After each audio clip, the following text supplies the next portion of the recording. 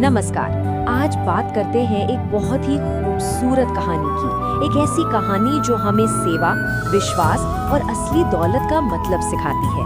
तो चलिए शुरू करते हैं और देखते हैं कि इस कहानी में क्या खास है। कहानी की शुरुआत ही एक बहुत गहरी बात से होती है।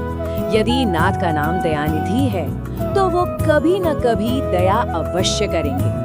सोचिए जरा, इस एक लाइन में कितनी उम्मीद छुपी है। यही वो विश्वास है कि सब्र और आस्था का फल एक दिन जरूर मिलता है। और यही विश्वास इस पूरी कहानी की नींव है। ये जो बात कही गई है, ये सिर्फ एक वाक्य नहीं है, बल्कि उम्मीद का एक ऐसा सिद्धांत है जो हर जगह लागू होता है। ये उस भरोसे को दिखाता है कि चाहे कितनी भी देर हो जाए, कृपा और दया अपना रास्ता ढूंढ ही लेती हैं। असल में कई आध्यात्मिक शिक्षाओं का सार यही तो है। तो आइए अब कहानी के पहले हिस्से में चलते हैं, जहां दया का ये जो वादा है वो एक साधारण से नाविक की जिंदगी में सच होता हुआ दिखाई देता है। तो कहानी का सीन कुछ ऐसा है। गंगा नदी का किनारा है। भगवान राम, सीता जी और लक्ष्मण जी वहां पहुंचे हैं और उन्हें नदी पार करनी है। और तभी वहां आता है केवट, एक बहुत ही साधारण सा नाविक जो उनकी मदद के लिए तैयार है।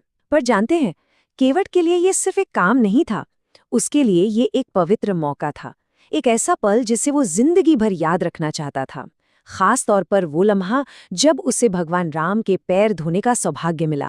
अब जरा उस एक खास पल पर ध्यान देते हैं जो सब कुछ बदल देता है, और उन किरदारों को समझते हैं जिनकी वजह से ये कहानी आज भी जिंदा है।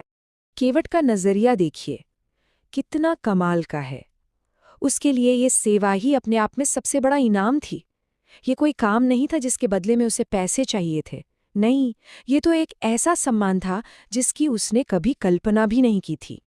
और जैसे ही सेवा पूरी होती है, कहानी एक बहुत ही अहम मोड़ पर आ जाती है।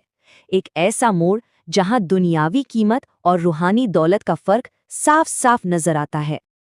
अब देखिए, रिवाज तो यही कहता है कि काम हुआ है तो उसका भुगतान भी होना चाहिए।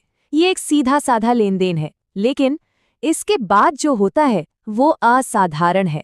सीता जी अपना आभार जताते हुए केवट को इनाम के तौर पर एक सोने की अंगूठी देती हैं।